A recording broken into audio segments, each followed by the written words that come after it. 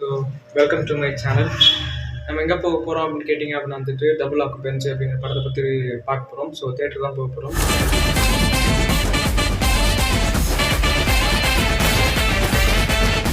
And எப்போவுமே காமிக்கிற மாதிரி தான். So Kasi talkies and Rapido ride, so blah blah blah blah blah இடையில ஏதாவது இன்ட்ரெஸ்டிங்காக நடந்துச்சு அப்படின்னா வந்துட்டு அதை பற்றி நான் வந்து கண்டிப்பாக வந்து வீடியோ போடுறேன்.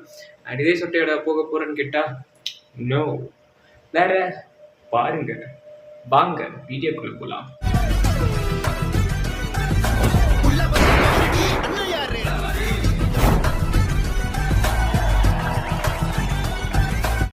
ரெடி ஆகிட்டேன். படத்துக்கு போவேனான் இருந்தேன். ஆனால் சரி ஓகே அப்படின்ட்டு போகலாம் அப்படின்னு, நாளைக்கு லீவ் தான். ஸோ போகலாம் அப்படின்ட்டு கிளம்பிட்டேன். எவ்வளோ கேட்கலாம், இதான் கிடைச்சதா உனக்கு? ஆனால் போவேனான்றது இப்போ போகலான்னு முடிவு பண்ணதுக்கப்புறம் தான் என்னன்னு தெரியல, மழை ஐய அப்படி மாதிரி இருக்குது எனக்கு. சத்தியமாக ஐடியாவே இல்லை. அண்டு போகிறப்ப மழை பெஞ்சிச்சுன்னா இந்த கெட்டப்பு செட்டப்பு எல்லாமே வேஸ்ட் ஆகிடும். ஸோ பார்ப்போம் என்ன நடக்குது அப்படின்னு வந்துட்டு வேறு லெவலில் ப்ரிப்பேர் ஆகிட்டாங்க. படம் வருதா, புக் பண்ணிட்டேன். 2 மணி நேரத்துக்கு முன்னாடியே கிளம்பிடுறது. அப்போ தான் அங்கே போகும்போது கரெக்டாக இருக்கும். இல்லை அப்படின்னா ஆப்பு தான்.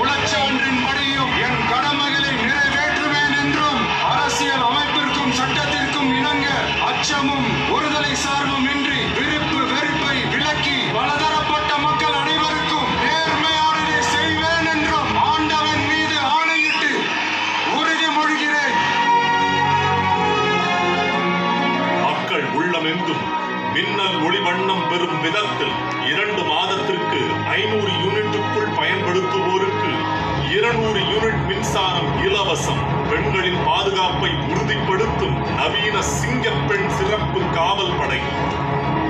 கடுமையான நடவடிக்கையுடன் போதை ஒழிப்பு சட்டம்.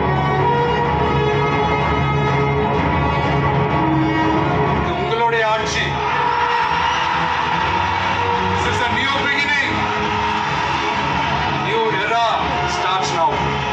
தேர்தல் வாக்குறுதி ஒவ்வொன்றாக நிச்சயம் நிறைவேற்றுவேன் என உறுதியளித்த மறுநாளே பள்ளி, கல்லூரிகள், கோயில்கள், மருத்துவமனைகள் அருகில் இருந்த 717 டாஸ்மாக் மதுபான கடைகளை உடனே மூட முதலமைச்சர் அவர்கள் உத்தரவிட்டார்.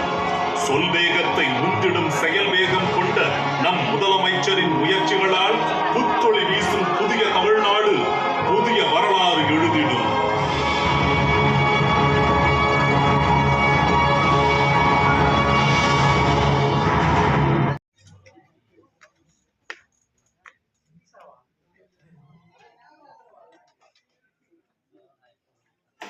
இன்னைக்கு அப்பாவோட பர்த்டே.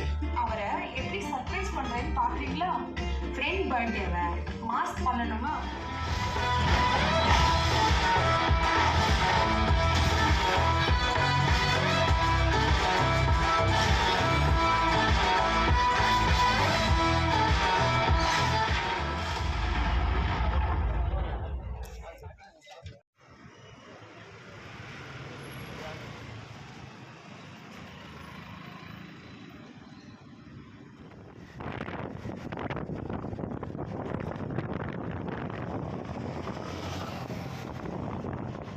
இந்த vlogல நடந்த கொடுமையை நான் வந்து பேச போறேன். ஓகேவா? ஃபர்ஸ்ட் இந்த பிளான்லேயே கிடையாதுங்க. நான் வந்து டபுள் ஆக்குமென்சி படத்துக்கு போகணும் அப்படிங்கிறது பிளான்லேயே கிடையாது. நாளைக்கு லீவு. ஸோ அதனால வந்துட்டு நான் இந்த படத்துக்கு போகலாம் அப்படின்னு இருந்துட்டு நினைச்சிட்டு இருந்தேன். போனோமா வேணாமா, ரிவ்யூ வேற மோசமாக சொல்றாங்க இப்பெல்லாம் நினைச்சிட்டு இருந்தேன். சரி, அதுக்கப்புறம் வந்துட்டு ஓகே பண்ணுவோம், பார்ப்போம். ஃபர்ஸ்ட் ஹாஃப் நல்லா சொல்றாங்களே, ஸோ அதுக்காவது போ, செகண்ட் ஹாஃப் நம்ம முடிவு பண்ணிக்கலாம் அப்படின்னு நினைச்சு தான் போனேன்.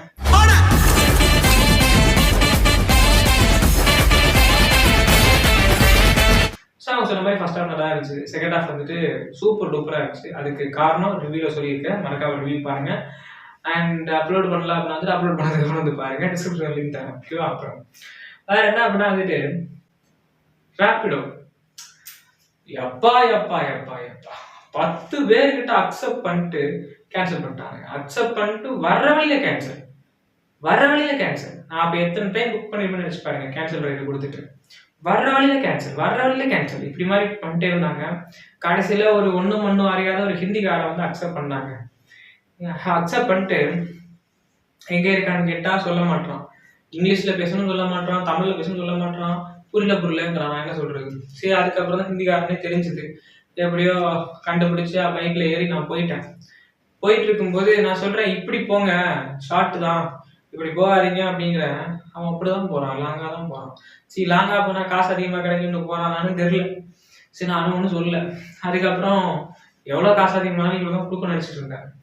சரி, அதுக்கப்புறம் அப்படி போயிட்டு மறுபடியும் இந்த இப்படி போயிட்டு இருக்கலாம்ன்றது, இப்படி போகலாம் அந்த ரோட், அந்த படத்துக்கு இப்படி போய் இப்படி ஒரு பெண்ட் எடுத்து இப்படி போக வேண்டியதான் படம். இங்கே போனா படம் வந்துடும்.